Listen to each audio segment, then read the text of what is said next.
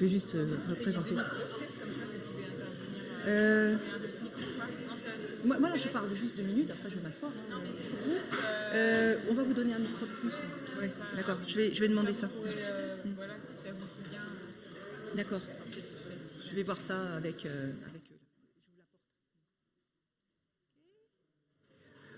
Bon, donc on va dédier 1 heure. Pour nous, c'est un événement important. On est à Lyon.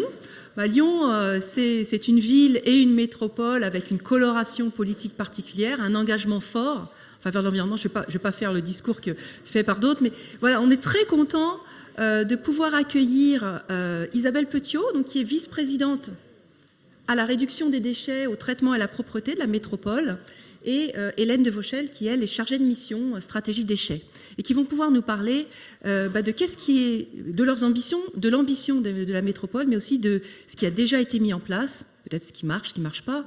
Et évidemment, pour nous, ce qui est important aussi, c'est de pouvoir voir comment on peut interagir avec vous, comprendre vos besoins, nous aussi présenter un petit peu ce qu'on est capable de faire. Donc l'idée, c'est qu'on soit autour de 40 minutes maximum de présentation pour qu'après on puisse interagir. Voilà. Je vous laisse la parole, Isabelle, et merci beaucoup d'être là. Merci pour votre accueil. Donc, je me présente, Isabelle Petiot, je suis vice-présidente en charge de la réduction des déchets, je tiens beaucoup à ce terme, réduction des déchets, à la métropole de Lyon. Et je suis accompagnée d'Hélène de Vauchel, qui est chargée de mission stratégie déchets. Donc on va vous faire une présentation à 2 voix pour vous présenter un peu ce qu'on fait sur la métropole de Lyon concernant les biodéchets notamment. Donc effectivement, je suis toute nouvelle élue, jeune élue, j'avais jamais fait de politique avant, donc c'est vraiment pour moi un engagement d'avenir, plus qu'un engagement politique, avec cette envie de porter la transition écologique sur un territoire qu'il avait un peu oublié. Avec une nouvelle vision de la ville pour ce nouveau exécutif qui entre en place, des mobilités différentes, des usages différents, mais aussi plus de transversalité dans la manière d'envisager la politique de la ville et une approche très concrète pour la métropole de Lyon avec des compétences qu'on vous détaillera un peu après et avec cette idée en début de mandat qu'on a vraiment voulu toucher le quotidien des gens et que le quotidien des gens s'en trouve changé. Donc il y a eu des marqueurs assez forts.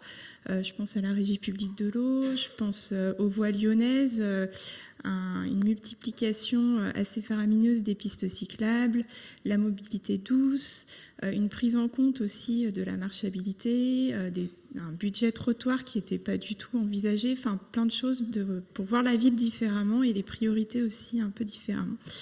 Alors bien sûr, on a des contraintes parce que tout changement implique des contraintes. On a un foncier très restreint, comme dans beaucoup de grandes villes, beaucoup de métropoles, et du coup des politiques publiques qui peuvent aussi se confronter.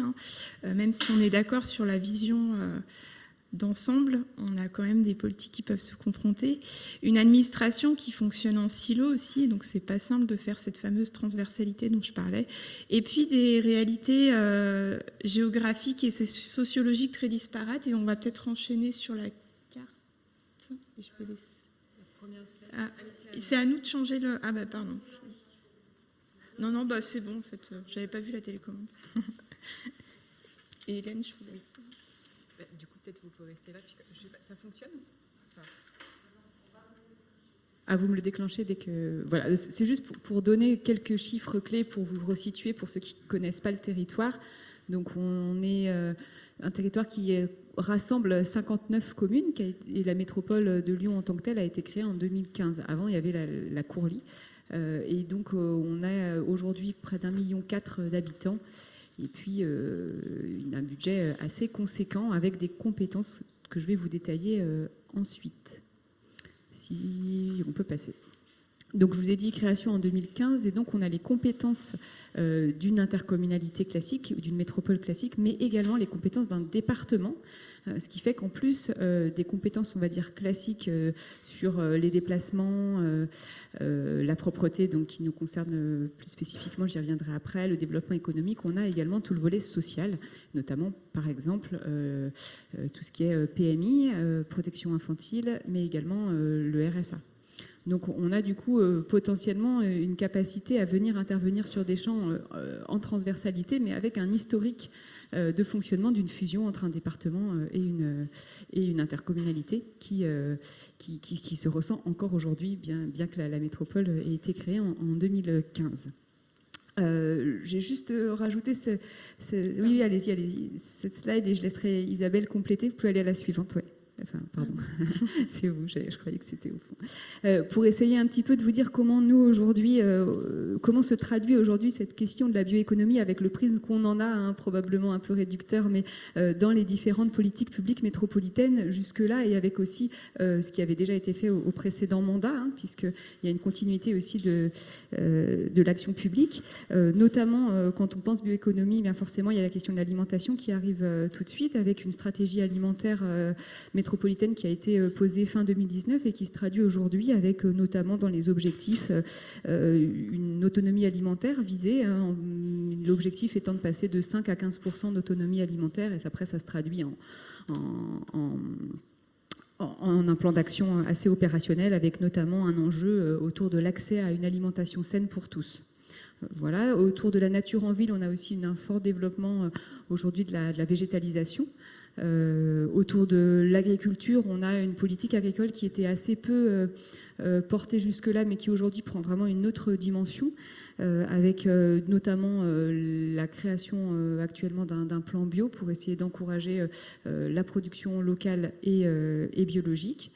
Autour de l'éducation, forcément, l'éducation vient toucher à toutes ces problématiques, et Madame Petiot peut-être le précisera tout à l'heure. On a tous les enjeux autour de la lutte contre les gaspillages et toute la question de l'alimentation des enfants à l'école. Autour du développement économique, où on a une approche aujourd'hui qui s'oriente plutôt autour d'une logique de développement responsable et d'appui des acteurs économiques, notamment autour de l'économie circulaire, à l'émergence de nouvelles offres et aussi à l'appui à de nouveaux modèles économiques, des modèles économiques à repenser dans le contexte de la transition écologique. Au niveau de l'énergie, il y a forcément l'obligation du plan climat, vous en avez peut-être entendu parler, et dans ce plan climat, il y a des grands objectifs, hein, l'augmentation atteinte de 17% d'énergie renouvelable locale à 2030, ou encore 50% de NR à 2050. Voilà, donc il y a une trajectoire qui est donnée par le plan climat et qui se traduit aussi de manière concrète, peut-être dans le lien avec la bioéconomie, par des enjeux de développement de l'énergie biomasse. Donc comment on alimente nos réseaux de chaleur qui sont assez conséquents sur le territoire avec de la biomasse, d'où elle vient, comment est-ce qu'on s'assure que les forêts soient gérées durablement, etc. Donc voilà tout un tas d'enjeux. Et comment on alimente ces réseaux de chaleur avec également de l'énergie de récupération, ce qui fera le lien tout à l'heure avec la question des déchets et de nos incinérateurs. Et puis bien sûr l'habitat, pour finir, mais pas des moindres, avec tout un enjeu et une forte volonté partagée également dans le plan climat de venir développer la rénovation, et la rénovation à partir de biosourcés. Et donc avec des objectifs de venir mettre plus de biosourcés, la construction bois, mais également plus de biosourcés dans tout ce qui est matériaux d'isolation, etc. Donc je vous en parle de manière assez macro parce que, donc, comme vous l'avez compris, moi je suis plutôt spécialisée sur la question des déchets. Donc on essaye d'avoir cette vision transverse, mais effectivement on travaille encore beaucoup en silo. Et dans ce début de mandat, on a une approche qui est très opérationnelle et très dans le faire aussi, hein, pour pouvoir déployer le service à l'habitant. Et donc on a peut-être tendance effectivement à un peu moins prendre ce temps de la transversalité, en tout cas sur certains sujets. Je ne sais pas si c'est bon. Ok, donc si maintenant on a essayé un petit peu de focaliser sur les biodéchets, cette slide c'est juste un camembert qu'on avait essayé de construire dans le cadre d'un programme de recherche qui s'appelle Urban Biome, dans lequel on avait essayé de regarder quelles était l'ampleur de la production de biodéchets sur le territoire métropolitain. En fait, c'est pas si simple de consolider cette donnée-là. Nous, à travers notre compétence, qui est une compétence de prévention et de gestion des déchets, on capte, entre guillemets, uniquement la partie bleue et la partie verte.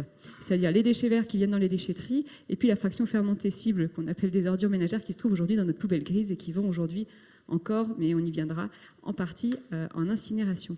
Et tout le reste, c'est assez compliqué à appréhender. On a une vision assez faible en fait des flux de déchets qui sont produits par les acteurs économiques du territoire. Et c'est aussi pour dire du coup on n'a pas la main sur toute cette filière.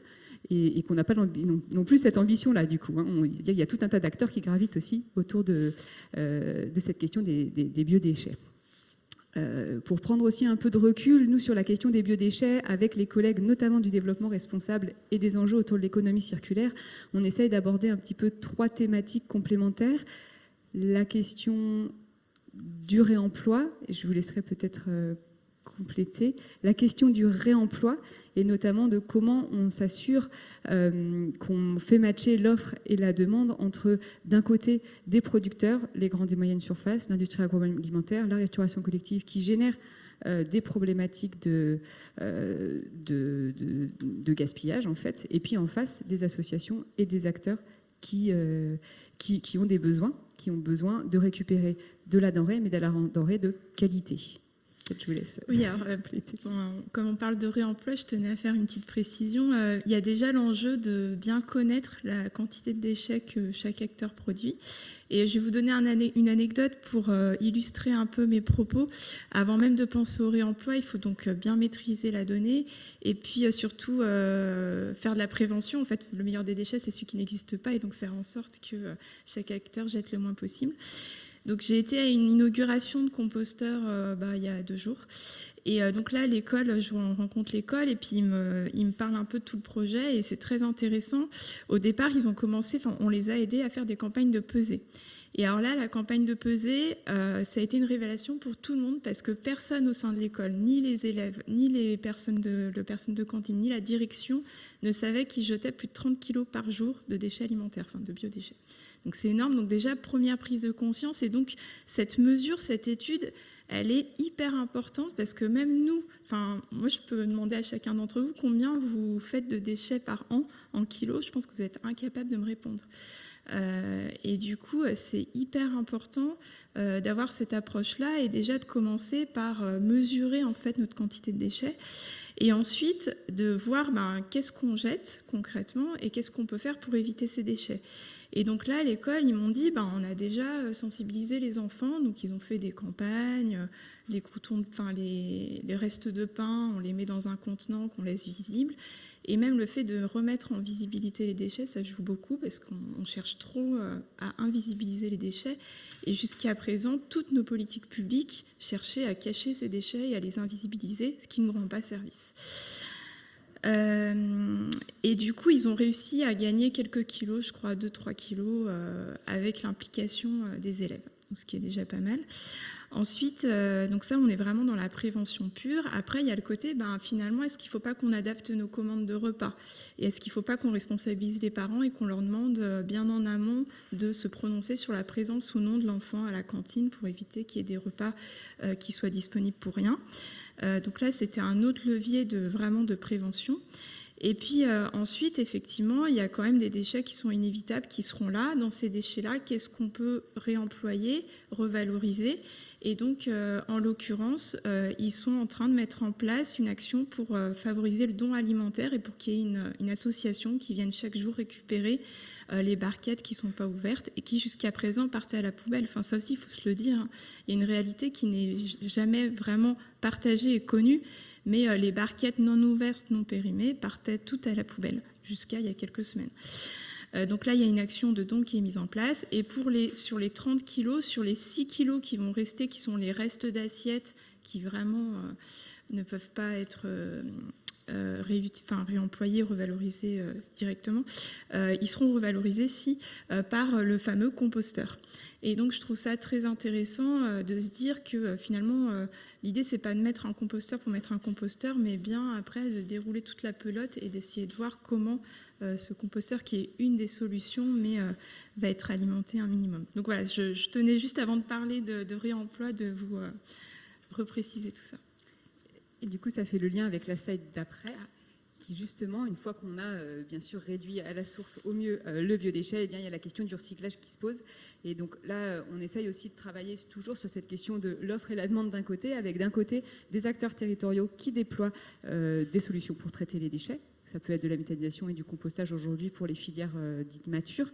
Donc il y a aussi la métropole, et on va le détailler ensuite, qui aussi va déployer ses propres solutions de traitement des déchets. Et en face, on a une demande qui est de plus en plus forte, aussi bien des particuliers qui ont un souhait de récupérer du compost, mais aussi des agriculteurs qui, notamment dans la crise actuelle, sont en recherche de matériaux notamment fertilisants à moindre coût, et puis toutes les entreprises qui participent de près ou de loin à la végétalisation de la ville. Et ça fait le lien avec la nature en ville que vous avez évoqué au début, avec deux enjeux, l'enjeu de revégétaliser la ville à travers la mise en place de plantations sur le territoire, mais également deuxième enjeu qui est de revaloriser les terres polluées sur des zones sur lesquelles on a aujourd'hui des difficultés à trouver des matières organiques qui puissent participer à la restauration de ces terres polluées. Donc c'est vraiment, on sent que là aujourd'hui il y a une forte appétence et une forte demande, et du coup en tant que travaillant sur la politique déchets, on est interpellé par toutes ces politiques publiques et on essaye du coup de travailler ensemble pour arriver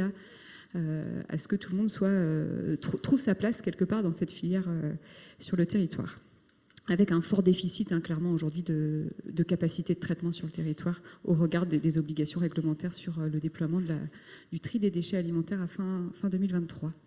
Et puis, pour prendre un petit peu de hauteur aussi dans les réflexions que peuvent avoir nos collègues d'autres politiques publiques, c'est sur la question de l'offre en produits biosourcés. J'ai parlé tout à l'heure de la question du plan bio, une offre de produits issus de l'agriculture biologique, mais surtout de l'agriculture biologique locale. Et puis, la question aussi des alternatives végétales et de l'émergence de solutions biosourcées, avec en face une demande assez forte d'entreprises aussi bien, et notamment de l'entreprise de la construction, et puis une demande de plus en plus forte aussi des consommateurs.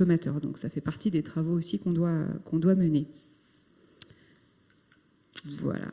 Alors, concernant les déchets des ménages, Hélène, du coup, je veux bien que vous... Oui, non, c'est pas tant pour donner les chiffres que vous replongez un petit peu dans spécifiquement la thématique déchets par rapport à la question des biodéchets. Globalement, on a depuis 2010 une réduction de la production de déchets, alors ce qu'on appelle dans le jargon déchets ménagers assimilés, en gros ce qui relève de la compétence métropole, les déchets des ménages et puis de quelques petites entreprises, qui réduit. Donc on a une production par habitant qui a réduit de près de 10% en 10 ans. On a presque atteint du coup l'objectif national, mais on voit que ça remonte, parce qu'il y a eu un petit creux Covid là qui nous a un peu aidé à atteindre l'objectif, pour être tout à fait honnête.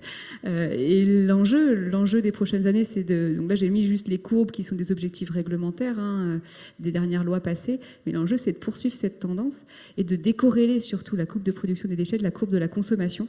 Et aujourd'hui, on n'y est pas vraiment tout à fait. Voilà. C'est vrai que le Covid ne nous rend pas service. On a beaucoup plus d'emballages jetables, de vente en ligne et donc de cartons. Et enfin voilà, dans l'ensemble, c'est... Donc malgré ce contexte compliqué, on vise quand même une trajectoire très ambitieuse sur la métropole de Lyon, avec une réduction de 25% de la production de déchets produite par habitant, et surtout une réduction des déchets que nous envoyons à l'incinération. Donc on veut réduire de moitié les déchets que nous envoyons à l'incinération, ce qui implique donc de doubler le recyclage et de diviser par 2 ce qu'on appelle la valorisation énergétique, donc l'incinération. Le stockage, on vise, c'est l'enfouissement, c'est vraiment, on vise à ce qu'il soit le plus bas possible, et donc on vise le 0%. On vous a fait un petit scan de vos poubelles, parce que quand je disais qu'il faut remettre en visibilité un peu tous ces déchets-là, c'est aussi bien de savoir ce que se trouve dans nos poubelles, et on se rend compte qu'on a quand même encore 92% de nos poubelles grises, donc les ordures ménagères, qu'on pourrait réduire ou recycler. Donc on a une marge de progression qui est énorme sur l'ensemble des déchets. Et les biodéchets représentent environ 30% des déchets ménagers. Alors ça, on a dit qu'on passait, on fera à la fin, ça aussi. On va se focaliser directement sur les déchets alimentaires. En fait, ce qu'on vous propose, c'est qu'on essaye d'être assez rapide, et puis on fera plus de temps pour l'échange, c'est souvent plus sympa. Donc sur les déchets alimentaires, l'idée c'était vraiment de se dire que c'était le gisement principal sur lequel il fallait agir, puisqu'on est à 30% de nos bacs gris, et que du coup c'est un fort levier de réduction des déchets dans leur ensemble. Et puis surtout, c'est complètement aberrant que ces déchets soient envoyés à l'incinération et qu'on n'en fasse pas profiter nos sols. L'idée, c'est d'avoir des solutions, 3 solutions complémentaires. Tout d'abord, pousser le compostage partout là où c'est possible. Donc, compostage partagé en pied d'immeuble dans les quartiers, écoles et collèges. Je vous parlais tout à l'heure d'un exemple d'un composteur en école, avec l'objectif de multiplier par 3 les sites existants. Donc, on était environ à 500 sites au début de mandat et on souhaite atteindre les 1500 sites sur l'ensemble de la métropole. Ensuite, pour l'habitat pavillonnaire et pour tous les gens qui ont de la chance d'avoir un accès de pleine terre, on distribue gratuitement des composteurs individuels. La démarche est très très simple et c'était une vraie volonté en fait de lever toutes les barrières. Il y a une formation en ligne qui est possible mais qui n'est pas obligatoire. Et on s'est rendu compte qu'on a un très très fort succès avec cette campagne de distribution et ça a même dépassé nos attentes. Et enfin, dans les secteurs urbains denses, puisque vous le savez, Lyon c'est une ville assez dense, notamment, quand on ne peut pas forcément mettre en place des solutions de compostage, on a mis en place et on le teste actuellement. Alors, j'aime pas parler de test parce qu'on le teste sur un arrondissement entier qui fait presque 85 000 habitants. Donc, c'est plus qu'un test. C'est une vraie première phase de déploiement.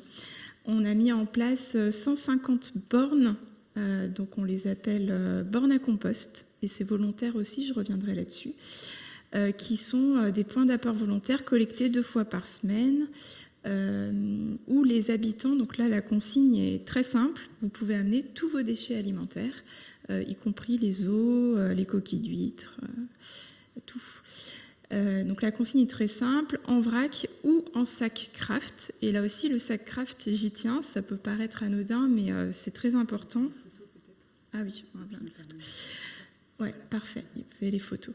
Le sac craft est très important puisque moi je tiens beaucoup, on doit accompagner les habitants vers un changement, c'est l'accompagnement au changement. Et du coup, on a un récit à leur raconter. Et ces déchets alimentaires, c'est une mine d'or et la volonté, c'est de les composter. Donc, c'est un retour au sol direct de qualité. Et du coup, pour moi, c'était très important qu'on n'accepte aucun plastique parce que dans le récit qu'on donne, les gens ne veulent pas voir de plastique dans les champs, peu importe qu'il soit biodégradable, biosourcé, compostable, pas compostable. Enfin, il y a un moment donné, il faut arrêter, il faut être clair et les gens sont en demande de clarté. Donc là-dessus, moi, j'y tiens beaucoup. C'est 0 plastique, point. Peu importe le plastique. Et donc, c'est sac craft parce qu'on sait qu'en plus, le sac craft absorbe l'humidité et puis se décompose très facilement. Et on a un discours qui est clair et qui est cohérent et on peut afficher clairement que oui, c'est destiné à un vrai retour au sol et qu'on ne va pas vous la faire à l'envers comme les gens peuvent se l'imaginer dans l'univers des déchets. On ne va pas tout mélanger in fine et on aura fait ça juste pour faire plaisir. Je vous le dis parce que ça paraît aberrant, mais il y a beaucoup d'idées reçues comme quoi la collecte sélective, on ne l'envoie pas au centre de tri, qu'on mélange tout. Et c'est important de restaurer la confiance avec les habitants, de leur donner de la visibilité sur leurs poubelles, je le disais, mais aussi sur ce qui se passe après. Et que ce contrat de confiance, on ne le rompt pas. Et après, je pourrais vous en parler pendant des heures, mais pour moi, c'est un peu ce qui se passe avec le tri qu'on demande aux habitants. On a eu à un moment donné une rupture de confiance. Et là, quand on leur dit qu'on prend tous leurs emballages, eh ben oui, on est sceptique parce qu'on le sait tous, tous les plastiques ne sont pas recyclables. Et donc, on a cassé ce lien de confiance qu'on avait avec l'habitant. Je vous fais part de ma propre analyse, elle n'est peut-être pas partagée, mais pour moi, c'est hyper important. Et donc, voilà pourquoi le sac craft, c'est un petit détail, mais qui signifie beaucoup à mes yeux. On a aussi... donc là, on est sur le dispositif de sensibilisation. On a fait du porte-à-porte pour sensibiliser les gens, leur expliquer ce nouveau geste de tri qui leur est demandé, en leur distribuant du coup les bioseaux que vous voyez et un petit paquet de sac craft pour qu'ils puissent commencer le geste. Les résultats sont exceptionnels. J'ai plein de collectivités qui m'appellent pour me demander mais comment vous avez réussi, parce que la prouesse est aussi que les bornes à compost ne sont pas soumises pour l'ouverture. Il n'y a pas de badge, il n'y a pas de contrôle, il n'y a pas de cadenas, il n'y a rien. Elles sont ouvertes, accessibles 24 heures sur 24. Il y a simplement une petite pédale qui est assez importante. Ça évite qu'il y ait des gestes parasites et qu'il y ait des gens qui jettent mal intentionnellement d'autres choses. Et donc, on a en qualité et en quantité, on a été incroyablement surpris. On a dépassé les quantités qui étaient prévues. Alors ça ne va pas vous parler, mais on est à plus de 20 tonnes par semaine, si je ne me trompe pas, sur le 7e arrondissement. Et en qualité, on est à... Alors ça oscille un peu, mais en vitesse de croisière, on est à moins de 1% d'erreurs de tri, sachant que dans les erreurs de tri, on a beaucoup de gens qui mettent leurs déchets alimentaires dans des sacs plastiques, et donc tout le sac est compris comme une erreur de tri. Donc si on comptait seulement les plastiques, on serait... voilà. Donc c'est exceptionnel, et je veux aussi vous dire, vous lancer un message, c'est que souvent, enfin après, pas vous, mais souvent les politiques, on a tendance à... Les élus, ils ont tendance à projeter leur peur et à se dire on ne va pas y arriver et à ne pas tenter. Et là, pour le coup, je trouve que c'est un bel exemple. On s'est dit qu'on allait faire confiance aux habitants, qu'on allait leur donner les armes pour qu'ensemble on y arrive. Et en fait, c'est eux qui ont transformé l'essai, et c'est exceptionnel ce qui s'est passé sur le 7e arrondissement. Et donc, j'ai des collectivités qui sont intéressées parce que, c'était un pari, il faut se le dire, et voilà, et pari réussi. Mais il y en a très peu qui osent se lancer de cette manière-là avec des sites accessibles 24 heures sur 24, ouverts à tous. Et donc, il y a beaucoup de collectivités qui viennent. Et là, aujourd'hui même, on accueille à Lyon plusieurs collectivités, Paris, Montpellier, Nantes, Bordeaux, pas mal de collectivités qui viennent voir, et demain, on fait une visite ensemble pour leur montrer les installations et la plateforme de compostage qui ensuite valorise ces déchets alimentaires. Ça fait lien avec la diapo d'après. Ah parfait. La diapo d'après qui est du coup pour savoir où vont ces déchets alimentaires. Donc on a lancé un marché et on a un groupement d'acteurs qui a répondu à ce marché. L'essentiel est traité par Racine. C'est une alors je ne sais pas s'il y a des gens qui sont du territoire ou pas. Non, pas forcément. C'est pas grave. Le long de l'autoroute, la voie ferrée en allant vers le sud, on voit les Andins et la plateforme de compostage à Ternay, le long du Rhône. Ensuite, on a un petit acteur, les alchimistes, qui en valorise une partie, mais qui aussi fait la phase de caractérisation, qui caractérise et qui compte les erreurs de tri. Et puis, on a un tout petit acteur beaucoup plus confidentiel, WeCompost, qui là fait de la collecte à vélo sur quelques bornes et qui les traite beaucoup plus localement. Donc, ce qui est bien, c'est qu'on a toute taille d'acteurs qui sont positionnés. Et on a Ecovalim qui est là pour, si jamais, il fallait qu'on prévoie une solution de secours, si jamais la qualité était trop mauvaise et qu'on ne pouvait pas la composter, on a une solution de méthanisation qui est prévue.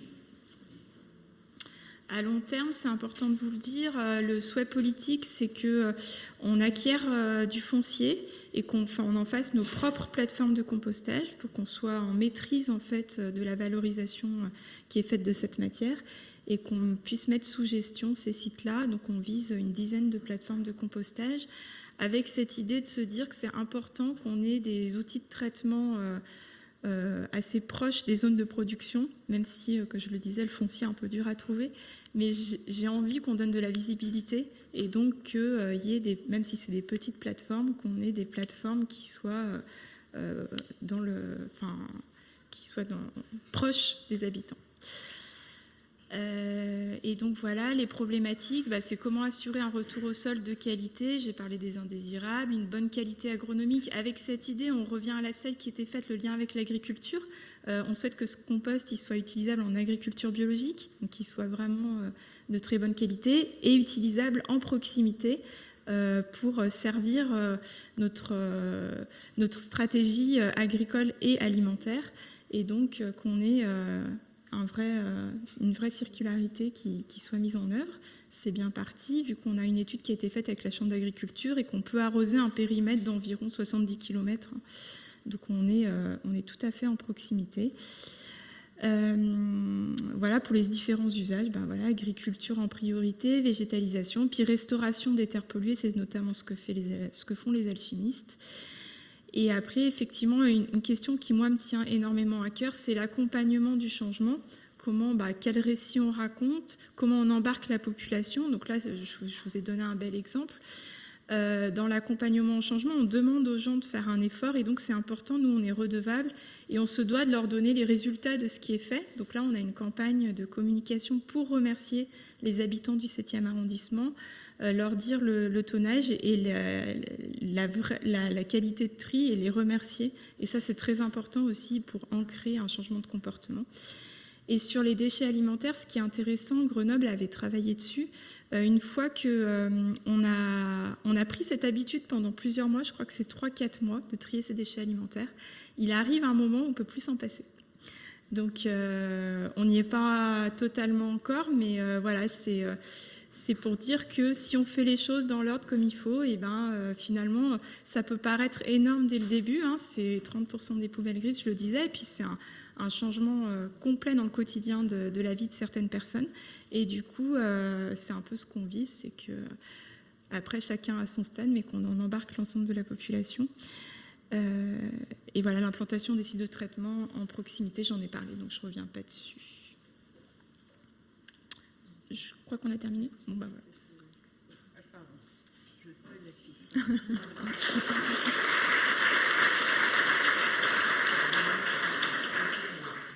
Merci beaucoup pour cette présentation. Je pense qu'elle était passionnante pour la plupart d'entre nous, parce que de près ou de loin, un certain nombre ici dans la salle travaillent sur ces questions-là. Et donc de vous entendre en tant qu'élu, donc avec des actions très concrètes, c'est pour nous important de voir aussi qu'est-ce que ça nous renvoie à nous sur nos recherches. Donc je vais ouvrir, on a une demi-heure quasiment pour les questions.